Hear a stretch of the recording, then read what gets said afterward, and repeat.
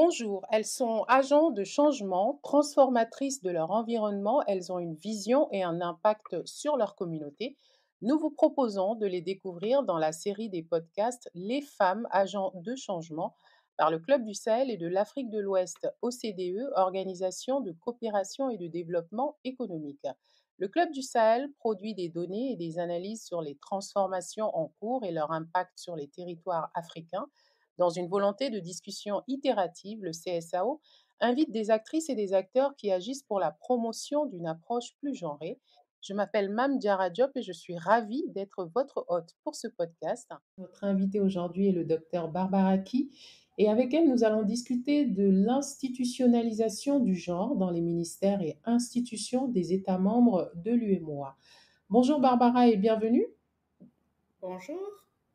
Alors, vous êtes la directrice du genre à la commission de l'UEMOA, docteur en sciences économiques et experte des questions de genre. Alors, Barbara, pour commencer notre conversation, l'UEMOA, on le sait, a adopté sa stratégie genre en 2018 et par la suite, elle a aussi adopté une décision d'institutionnalisation du genre dans les ministères et institutions des États membres de l'UEMOA. En quelques mots, pourriez-vous nous expliquer ce que cela signifie? Effectivement, l'Union économique et monétaire ouest-africaine s'est dotée d'une stratégie genre en 2018 qui a deux axes. Le premier axe est l'institutionnalisation du genre et le second est attrait aux actions spécifiques axées sur les droits, la représentativité et l'autonomisation économique de la femme. Alors, vous voyez, la plupart des organismes de développement interviennent sous la forme de ce second axe, c'est-à-dire que l'ensemble des actions qui sont menées en faveur de l'équité et de l'égalité entre hommes et la femme peuvent être regroupées sur le prisme du droit, de la représentativité ou de l'autonomisation économique. Alors, la valeur ajoutée de la stratégie genre, c'est vraiment l'aspect de l'institutionnalisation. Alors, qu'est-ce que c'est que l'institutionnalisation du genre? C'est d'arriver à rendre le genre transversal dans tous les secteurs. On a pour habitude de dire que le genre est transversal, très bien. Mais comment est-ce que l'on opérationnalise la transversalité dans les politiques publiques? Cela est une question qui a encore besoin d'être mûrie et surtout qui a besoin d'outils et de mécanismes nécessaires pour le faire. Donc, institutionnaliser le genre, c'est faire en sorte que dans chaque ministère, par exemple le ministère qui est chargé de l'agriculture ou alors le ministère qui est chargé des finances, on puisse intégrer la dimension genre.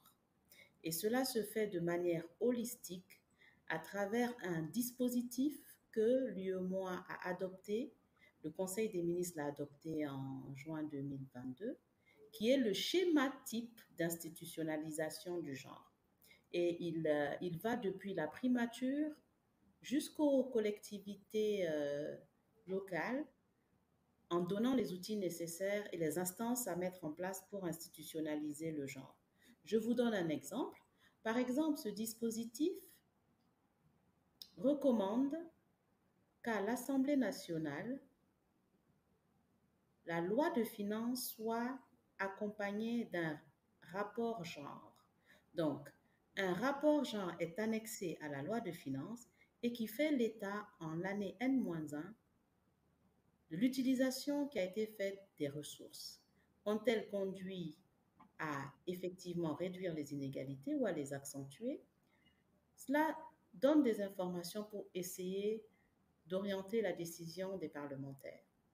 Au Oui. niveau du secrétariat général du gouvernement, on préconise un marqueur genre, de telle sorte que tous les dossiers qui doivent aller au Conseil des ministres passent par ce prisme du genre.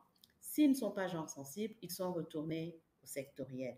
Mais l'innovation majeure de ce schéma type d'institutionnalisation du genre, c'est qu'il préconise la création d'une entité au sein de la direction chargée de la planification de chaque ministère qui est chargée de l'appui à l'institutionnalisation du genre. Alors, si, comme vous l'aurez compris, il s'agit de se mettre sur toute la chaîne de la planification des politiques publiques pour intégrer le genre depuis le diagnostic lorsqu'on veut élaborer la politique jusqu'au suivi et évaluation. D'accord, Barbara. Alors, elle a été adoptée, cette stratégie genre, en 2018. Nous sommes en 2023. Est-ce que, selon vous, on peut dire que cette institutionnalisation est bien perçue par ces ministères et ces institutions? La stratégie genre a été adoptée en 2018, mais le schéma type d'institutionnalisation du genre, lui, a été adopté en 2022. Donc, il y a à peine 2 ans. Mais C'est tout déjà, récent. c'est tout récent. Mais déjà, des actions ont été entreprises pour le vulgariser et pour former les acteurs de toute cette chaîne de la planification à la question du genre et à l'implémentation du schéma. Comme je le disais, c'est un schéma type qui doit être contextualisé par chaque État parce qu'il doit aussi se conformer aux dispositifs de planification qui existent déjà dans chaque État.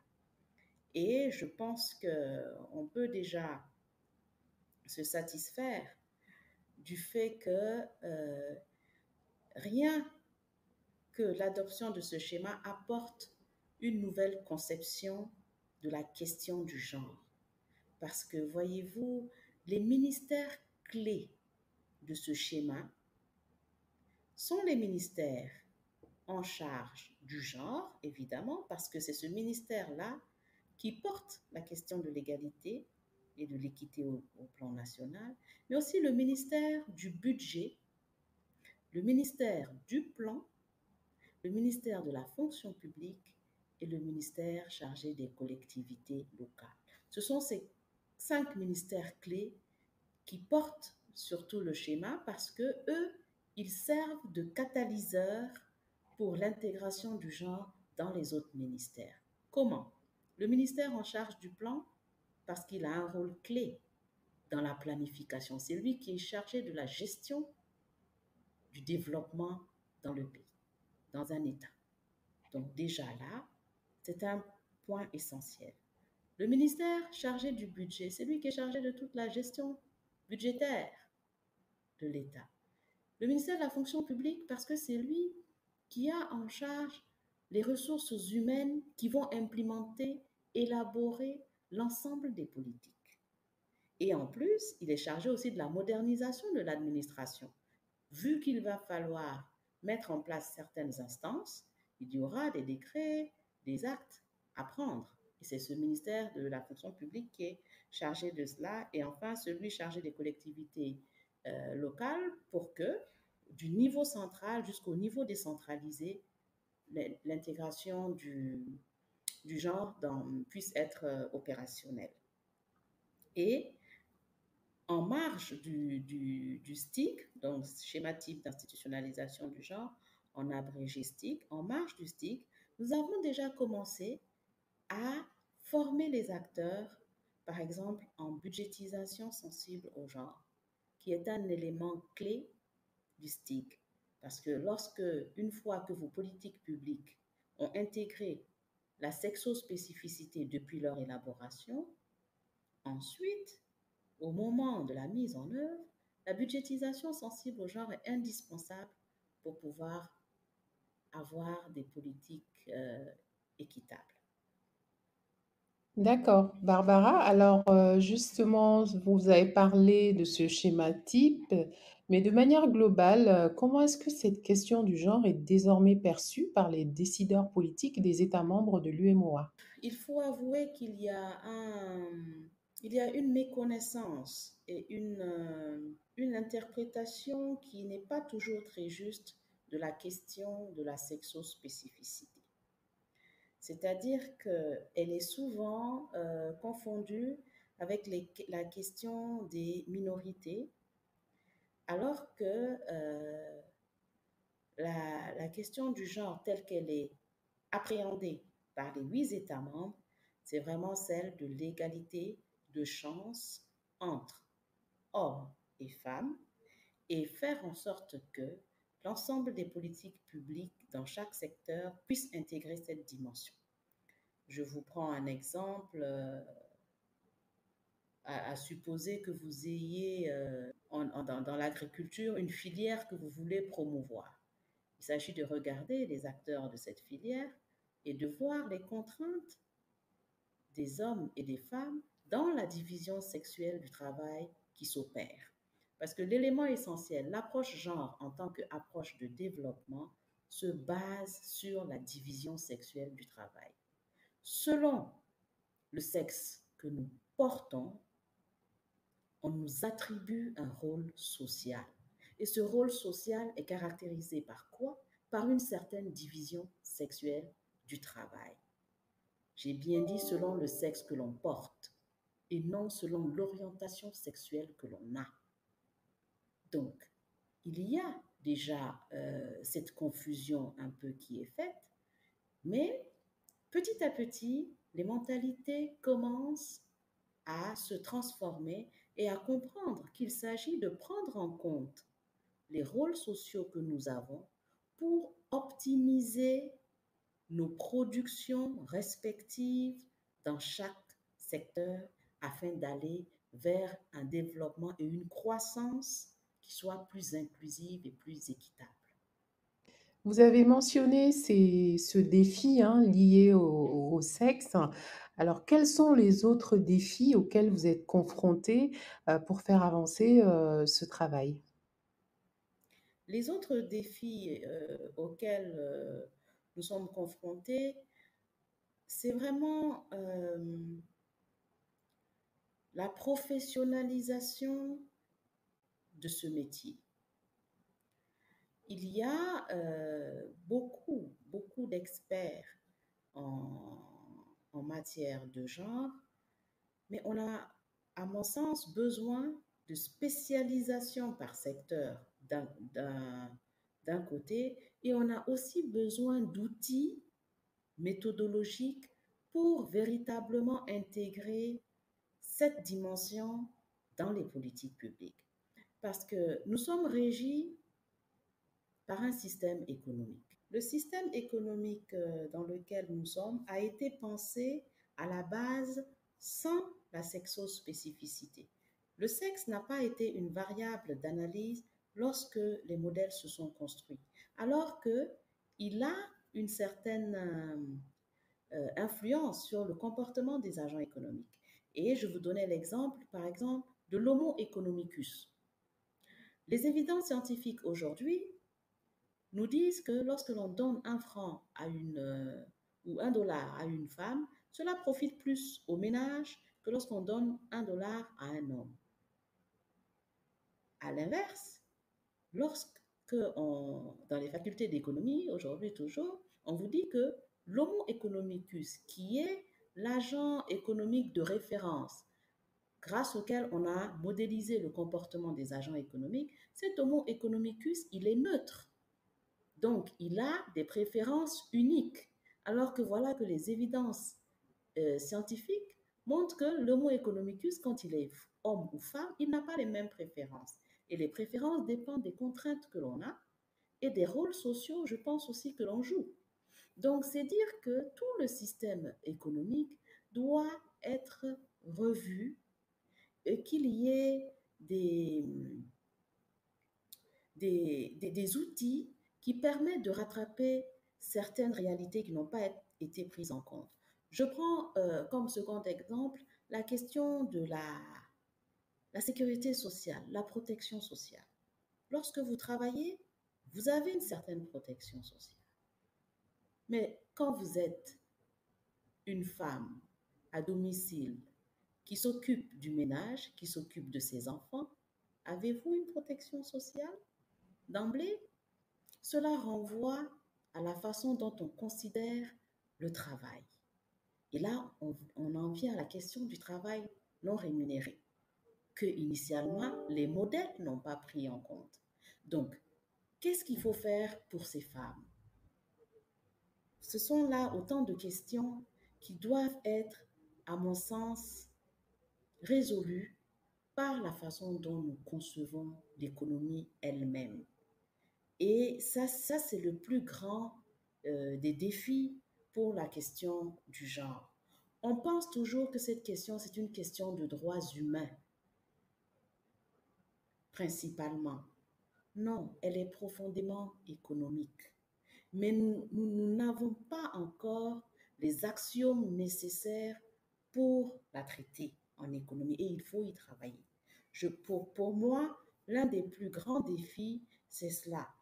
Lorsque l'on dit il faut œuvrer à ce que les femmes aient plus de droits, à ce que les femmes aient, euh, qu'il y ait un changement de mentalité, lorsque le système économique lui-même en place change, cela induit ces changements que l'on pense avoir par des plaidoyers. Les plaidoyers ne suffisent pas, à mon sens.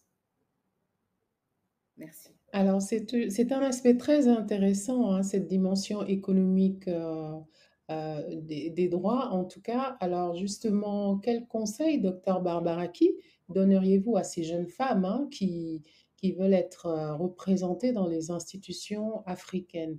Les conseils que je donnerais aux jeunes femmes, je crois que moi, profondément, je pense que les femmes sont généralement débattantes. Elles sont très persévérantes et malgré l'ensemble des contraintes qu'elles ont, elles sont toujours à l'ouvrage. Les conseils iraient plutôt aux organismes, à ces institutions. Il appartient à ces institutions de mettre en œuvre des politiques et ou alors d'aider à mettre en œuvre des politiques publiques qui puissent infléchir l'organisation économique de chaque État, de manière à systématiser la sexospécificité dans chaque politique publique.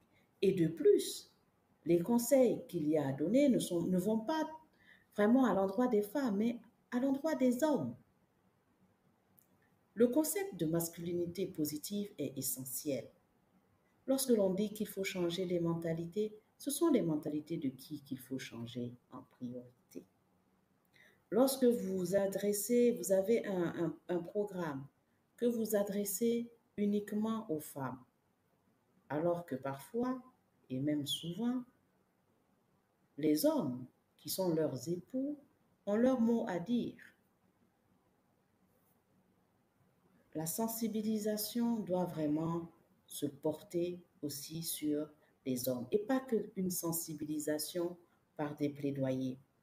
Quelque part, il faut reconnaître que dans le système que nous avons, les hommes ont quand même le pouvoir. Il faut négocier avec eux. Il faut leur montrer, leur démontrer les bienfaits de l'équité et de l'égalité entre les sexes, les bienfaits de l'ensemble des programmes adressés aux femmes. Qu'est-ce que cela apporte à la communauté? Et lorsque eux aussi seront convaincus de cela, je pense que nous avancerons grandement sur la question de l'égalité et de l'équité entre les sexes. Et justement, si ces institutions, docteur Barbaraki, étaient plus dirigées par des femmes, j'imagine que la question avancerait beaucoup plus vite. Je ne suis pas à 100% d'accord avec vous parce que la question de la représentativité, avoir par exemple un quota de femmes, avoir plus de femmes à la tête des institutions, ça n'est pas cela uniquement qui garantit le fait que les femmes vont avoir plus de droits. Un homme qui est convaincu de la question de l'équité peut tout aussi bien faire. Par exemple, l'Assemblée nationale que je prenais en exemple tantôt, vous avez parfois des caucus, genre des caucus de femmes qui sont chargées, enfin, et souvent elle œuvre à ce qu'il y ait des lois qui soient favorables à l'égalité entre les hommes et les femmes. Mais il n'y a pas que les femmes qui doivent épouser cette cause. Il est important de démontrer et d'avoir des hommes avec les femmes qui portent cette question. Il y a un des pays de l'Union où on a nommé un ministre chargé du genre qui était un homme. Évidemment, cela a fait tout un tollé, mais je veux dire que avoir des femmes à la tête des institutions ne suffit pas pour intégrer la sexospécificité dans, dans ces institutions. Il faut aller au-delà de la représentativité et s'insérer dans les programmes de ces institutions elles-mêmes. Et c'est donc tout l'objectif, j'imagine, de cette politique d'institutionnalisation du genre dans les ministères et institutions des États membres de l'UEMOA. Docteur Barbaraki, merci d'avoir répondu aux questions de ce podcast consacré aux femmes agentes de changement du Club du Sahel et de l'Afrique de l'Ouest, organisation de coopération et de développement économique. Je rappelle que vous êtes la directrice du genre à la commission de l'UEMOA, docteur en sciences économiques et experte des questions de genre. Merci à vous.